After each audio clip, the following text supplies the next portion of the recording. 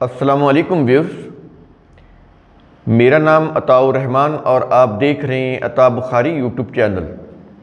قرآن کریم کی مسلسل ایکسپوزیشن کے سلسلہ میں آج ہم سورہ آل عمران کی آیت نمبر 172 کی ایکسپوزیشن کریں گے۔ جیسا کہ ان آیات میں پیچھے جو سلسلہ چلا آ رہا ہے وہ ہے الدین، یعنی انسانیت کی جو فلاح کا نظام ہے اس کو قائم کرنے والے جاں فروش جاں نثار صحابہ، ان کی قربانیوں کی، جاں نثاریوں کی قرآن کریم بات کر رہا ہے، گواہی دے رہا ہے، ان کے ایمان کی گواہی دے رہا ہے، ان کی سرفروشی کی گواہی دے رہا ہے کہ کس طرح سے انہوں نے اپنی جانیں دے کر بھی اس نظام کو قائم کیا اور قوم کو محفوظ بنایا دشمن کے غلبہ سے، اور پھر دشمنوں کے اوپر غلبہ پایا، دین کا نظام قائم کیا اور دشمن کی بڑی بڑی قوتوں کو سرنگو کیا۔ تو ان جانثاروں کی بات ہو رہی ہے۔ ایک تو یہ جانثار، ان کا مائنڈ سیٹ کیا ہوتا ہے کہ وہ خوش ہوتے ہیں کہ ہم اپنی جان دے کر بھی اپنی قوم کو ایک نئی زندگی دے رہے ہیں، ڈرتے نہیں ہیں، وہ بزدلی نہیں دکھاتے، گھروں میں نہیں بیٹھے رہتے، جب بھی نظام کو ضرورت ہوتی ہے وہ اس نظام کی بقا کے لیے میدان جنگ میں آ کر دشمن قوتوں کا مقابلہ کرتے ہیں، جانثاری کے ساتھ، سرفروشی کے ساتھ۔ تو ایک تو یہ لوگ ہیں نا، ان کا مائنڈ سیٹ قرآن نے بتایا، اور دوسرے کون ہیں؟ منافقین۔ ان کا مائنڈ سیٹ کیا ہوتا ہے؟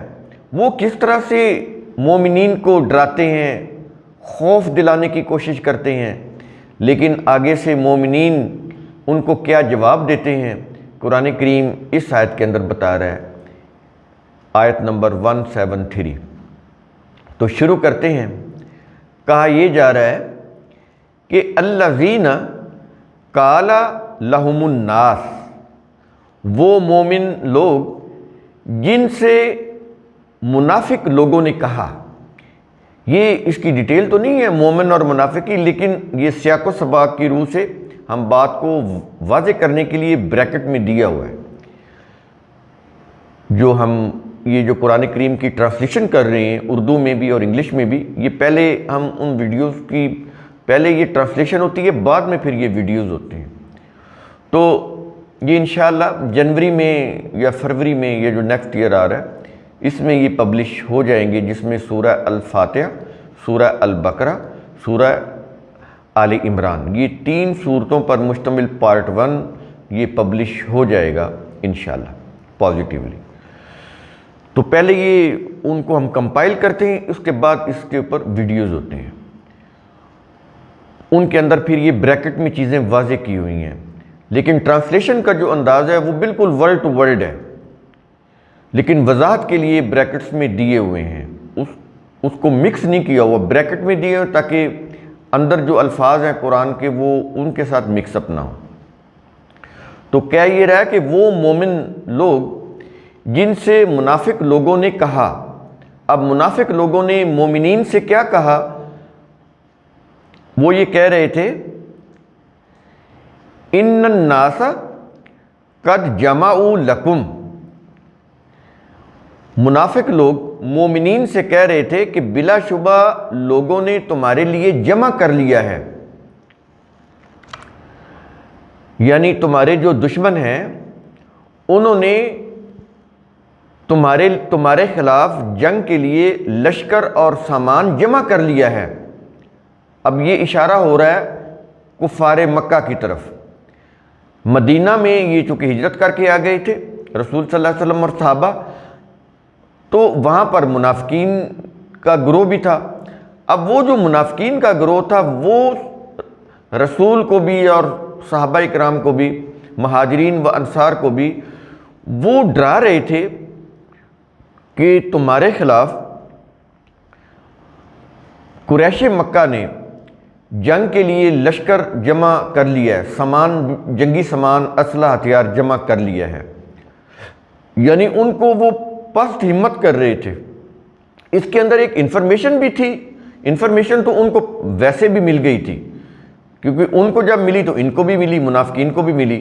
اب یہ منافقین بجائے اس کے کہ وہ ان کے ساتھ تیاری کرتے کہ مدینہ پر حملہ ہونے والا ہے، نہیں، بلکہ ان کو ڈرا رہے تھے مومنین کو کہ اوہو انہوں نے تو بہت بڑا جنگی ساز و سامان اکٹھا کر لیا ہے، وہ تو بڑے غیظ و غضب میں ہیں، اپنے بدر کے مقتولین کا انہوں نے انتقام بھی تم سے لینا ہے، تو وہ تو بڑے بپھرے ہوئے ہیں، جوش انتقام سے بھرے ہوئے ہیں، تو وہ تو تمہاری ٹکا بوٹی کر دیں گے. وہ اس طرح کی باتیں کر رہے تھے.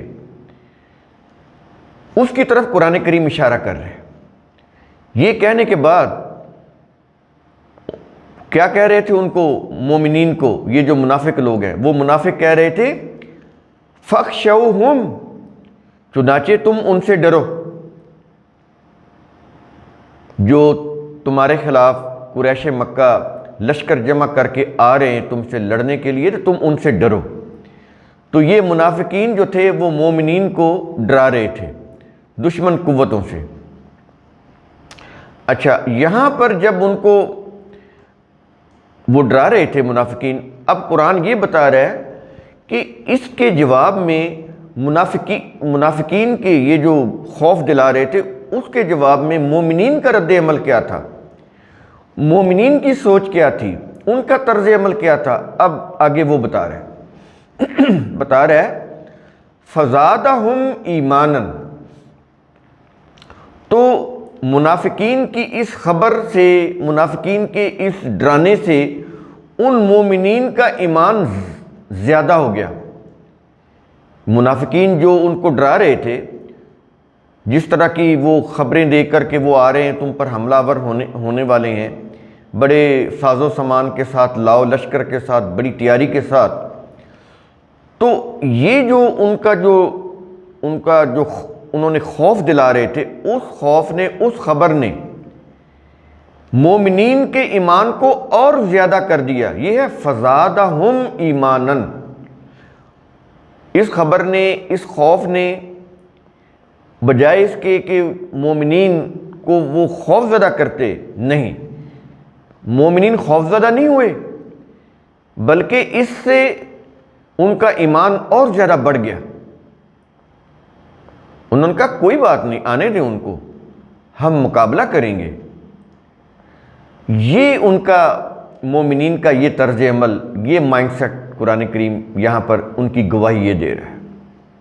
اب ان کے متعلق کہنا کہ یہ کچھ چارج شیٹ مرتب کرنا جنگ احد کے حوالے سے، تو یہ قرآن کے بالکل خلاف ہے.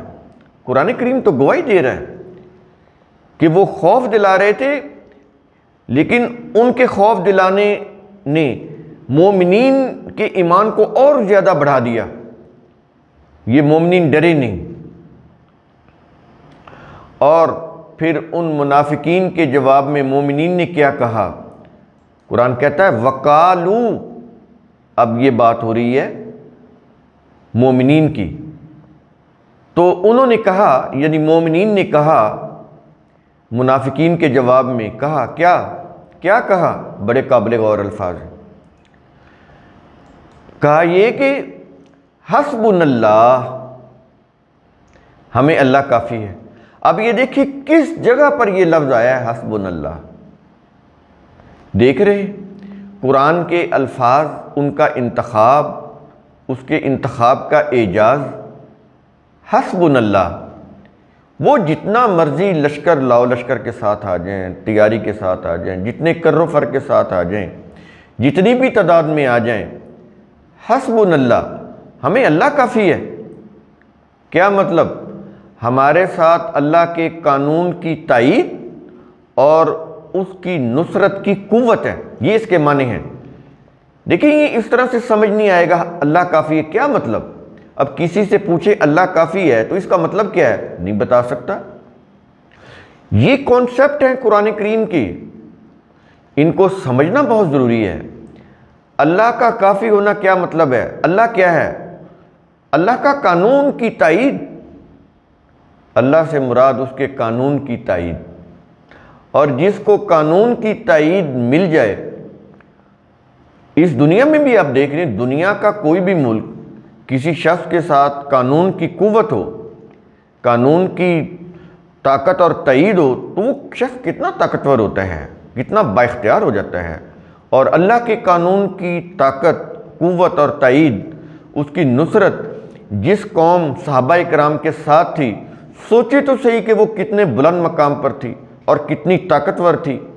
ان کی طاقت کے آگے پرشین امپائر وہ بالکل ہی یوں کہہ لیں ختم ہی ہوگی، اور آگے وہ رومن امپائر کا بھی بعد میں آ کر وہ بھی سرنگوں ہوگی۔ یہ چیزیں بعد میں ہوئیں، اوور دا نائٹ تو کچھ نہیں ہوتا، پہلے تو آزمائشیں ہوتی ہیں، جان دینی پڑتی ہے، کوئی معجزہ نہیں ہوتا۔ یہ جو معجزات برکات کی روایات ہیں، یہ جو معجزات برکات کی یہ جو روایات ہیں، جو عقائد ہیں، یہ آیات ان کو کنڈیم کر رہی ہیں، اس قسم کے عقائد کو، اس قسم کی روایات کو۔ انہوں نے اپنا ٹیسٹ کیا، اللہ کے راستے میں اپنی جانیں دیں، تب کہیں جا کر ان کو مملکت، حکومت، اقتدار ملا، تب جا کر انہوں نے اس کے اندر، اس ریاست کے اندر اللہ کے قانون، اس کے دین کو، جو انسانیت کی فلاح کا نظام تھا، اس کو رائج کیا۔ اور پھر آپ یہ دیکھ لیں کہ صحابہ کرام کی حکومتوں میں انسانوں کو کس قدر فلاح حاصل تھی۔ آج بڑی سی بڑی جو ویلفیئر اسٹیٹ ہیں، آج ان میں جا کر دیکھیں اور وہ ہسٹری جیسے بھی اس کو پڑھیں، آپ کو پتہ چل جائے گا کہ ان کی جو اسٹیٹس تھی وہ تو یوں کہہ لیں کہ وہاں سے یہ چیزیں ایسے لگتا ہے کہ جیسے وہاں سے لی گئی ہوں۔ ان کی اسٹیٹ میں جو ویلفیئر کا نظام ہے، ایسے لگتا ہے جیسے اس کو کاپی کیا گیا ہو، کیونکہ قرآن کریم کے اصولوں پر مبنی انہوں نے حکومتیں قائم کی، ریاست قائم کی، عدل و انصاف، امن و امان قائم کیا، لوگوں کی فلاح کے لیے کام کیا۔ تو وہ جب بھی ایسے ہوگا، جس دور میں بھی ہوگا، وہ تو اسی طرح ہی ہوگا۔ یہ علیحدہ چیز ہے کہ حالات کے تقاضے ڈیفرنٹ ہوتے ہیں، لیکن عدل کے تقاضے تو کبھی نہیں بدلتے۔ امن تو امن ہوتا ہے، وہ کوئی بھی زمانہ ہو۔ اس طرح انصاف اور عدل وہ بھی وہی ہوتا ہے، جو اس کے کوئی مختلف پہلو نہیں ہوتے، ایک ہی طرح کا عدل و انصاف ہوتا ہے۔ تو جس دور میں بھی وہ نافذ ہوا، وہ چاہے وہ صحابہ کرام کی حکومتوں میں ہوا یا آج کسی ویلفیئر اسٹیٹ میں ہو، تو وہ تو وہی ہے۔ تو انہوں نے کہا کہ ہمیں اللہ کافی ہے۔ کیا مطلب؟ ہمارے ساتھ اللہ کے قانون کی تائید اور اس کی نصرت کی قوت ہے۔ اور آگے کیا کہا انہوں نے، مومنین نے، جماعت صحابہ نے؟ ایک تو یہ کہا نا کہ حسبنا اللہ، اس کا معنی میں نے آپ کو بتایا، اور دوسرا کیا کہا؟ ونعم الوکیل، اور وہی بہترین وکیل ہے۔ ہمارے ہاں وکیل ہوتے ہیں جو سچے کو جھوٹا کر دکھاتے ہیں اور جھوٹے کو سچا کر دکھاتے ہیں۔ یہ وہ وکیل نہیں ہے جس کے اوپر ہم بھروسہ کر کے اپنا کیس اس کو دے دیتے ہیں۔ یہ عربی کا لفظ ہے، قرآن میں اللہ نے اپنے لیے استعمال کیا ہے، وکیل، معاملات کو سنوارنے والا، کارساز، قابل بھروسہ، یہ اس کے میننگ ہوتے ہیں۔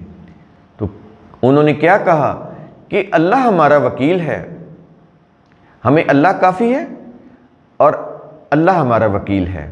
کیا مطلب؟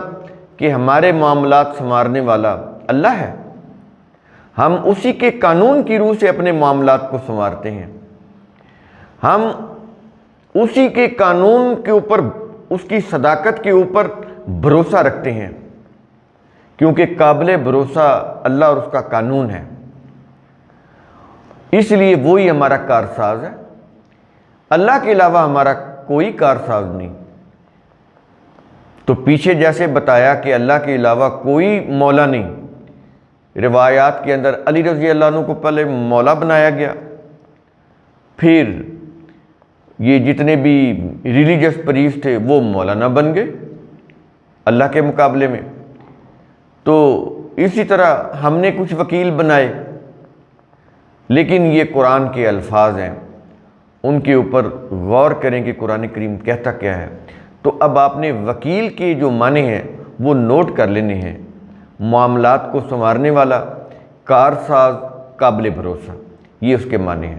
تو یہ چیز کہی صحابہ نے، جانثاروں نے منافقین کے جواب میں کہ ہمیں نہ ڈراؤ، ہم خوف زدہ ہونے والے نہیں، ہم ڈر کر اپنے گھروں میں بیٹھنے والے نہیں، ہم جانثار ہیں، سرفروش ہیں، ضرورت پڑی ہے ہم اپنے زخموں کی بھی پرواہ نہیں کریں گے، اپنے جو ہمارے ساتھی مر گئے، ہمارے ریلیٹیو، ہمارے برادری کے، ہم ان کی لاشوں کو بھی چھوڑ کر میدان جنگ میں آ کر لڑیں گے، ہم پیچھے نہیں ہٹیں گے، ہم اپنی جانیں تک قربان کر دیں گے۔ تو ہمارے لیے اللہ ہی کافی ہے، حسبنا اللہ، ہمیں اللہ کافی ہے، وہی ہمارا وکیل ہے، وہی ہمارا کارساز ہے، وہی ہمارے معاملات کو سنوارنے والا ہے، وہی قابل بھروسہ ہے، ہم اس کے علاوہ کسی پر بھی بھروسہ نہیں کرتے۔ جو قوم اللہ کے قوانین پر بھروسہ رکھتی ہے اور ان قوانین کی روح سے اپنا نظام بناتی ہے اپنی اسٹیٹ کا، وہ قوم کسی بھی قوم سے نہ دبتی ہے، نہ کسی کے سامنے جھکتی ہے، نہ کوئی قوم اس زندہ قوم کے اوپر غالب آ سکتی ہے۔ تو یہ غالب بھی ہوتی ہے، برتر بھی ہوتی ہے، ڈومیننٹ ہوتی ہے، سپیریئر ہوتی ہے جو قوم بھی اللہ کے قوانین کی سچائی اور اس کی صداقت کے اوپر یقین رکھتی ہے اور اللہ کے قوانین کو کافی سمجھتی ہے، اللہ کے قوانین کے علاوہ کسی بھی قسم کے اپنے آباء و اجداد کے، اپنی مذہبی پیشواؤں کے قوانین، وہ جو مذہبی قوانین ہیں اس کو رائج نہیں کرتی، صرف اللہ کے قوانین کو اسٹیٹ کی سطح کے اوپر نافذ کرتی ہے، تو ایسی قوم جو ہے وہ غالب بھی رہتی ہے اور برتر بھی رہتی ہے۔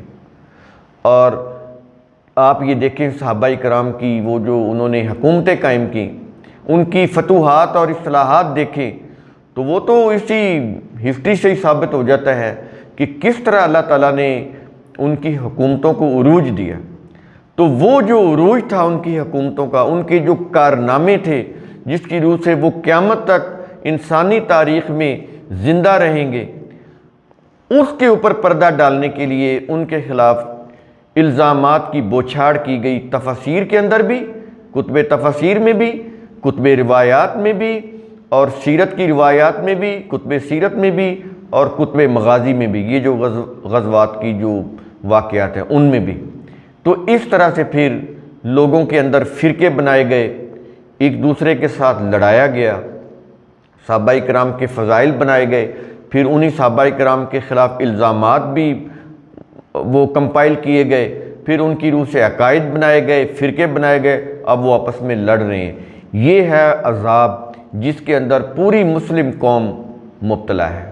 تو قرآن کریم کا اصول ثم تتفکروا، اس کی روح سے آپ خود بھی سوچا کریں، سمجھا کریں، غور و فکر کیا کریں۔